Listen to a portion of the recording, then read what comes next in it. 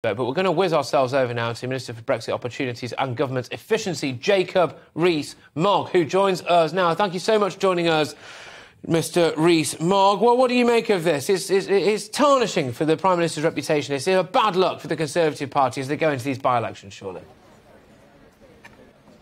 Well, I think, as there's been so much gossip about these 54 letters, to have the vote and to deal with it is a sensible conclusion, that endless gossip about what the numbers were wasn't necessarily helpful.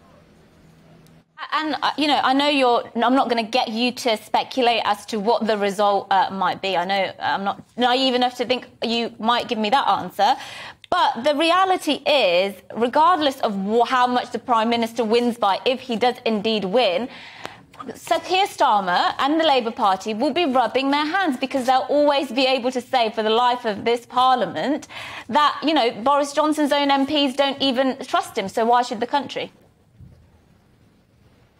Well, we'll have to wait and see whether Sir Keir can rub his hands, because he may have the arm of the police on his shoulder in Durham, so I wouldn't be rubbing hands together too quickly if I were him. No, the Prime Minister has a mandate from the British people. He won a majority of 80 in 2019. That mandate is very important, and it's the basis of our democracy and why he is Prime Minister.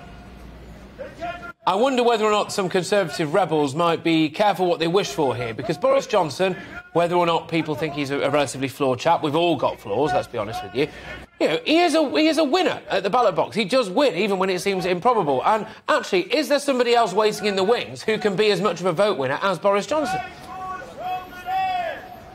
There is nobody else in the Conservative Party who is as big a vote winner as Boris Johnson has proved himself to be. Only Boris Johnson, after all, was able as mayor to win in London, which has consistently been a non-Conservative city in recent years and decades. So his success as a winner is very great. And those who aren't in support of him should remember that the Conservative Party in the country has always voted for the most Eurosceptic candidate when it gets a vote. So those pro-Europeans who are so strongly against him might want to be careful of what they wish for. Yes, and I noticed there's a very loud gentleman behind you holding up a placard saying Jesus he's Steve Bray. He's very keen on Jesus, as we should all be.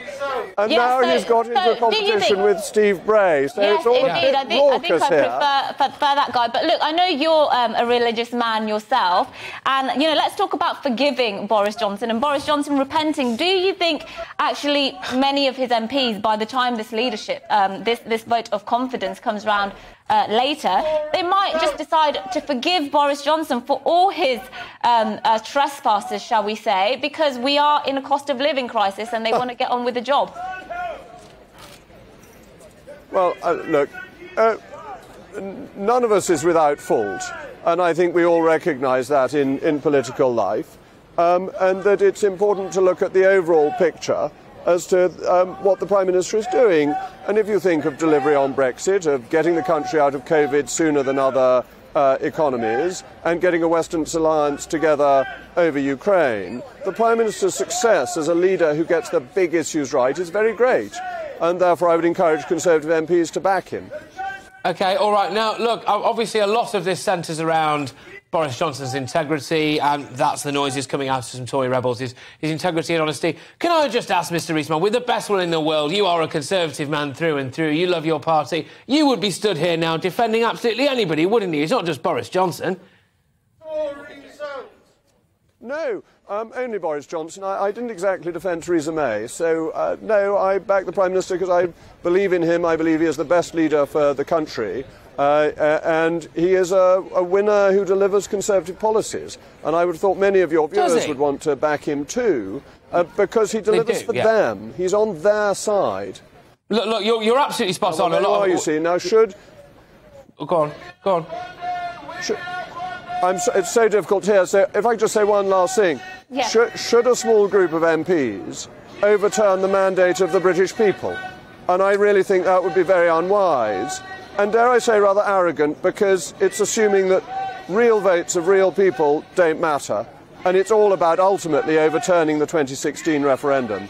So I'm backing Boris. I'm sure he'll do well this evening, and I'm delighted to hear that your viewers are backing him too. Good man. I'm sorry, I now can't hear anything you're saying. That's all right, so don't worry. Thank you very much. We'll call it a day. Jacob Rees-Mogg, thank you very, very much. Great to have you on the show. Well, there we go. OK.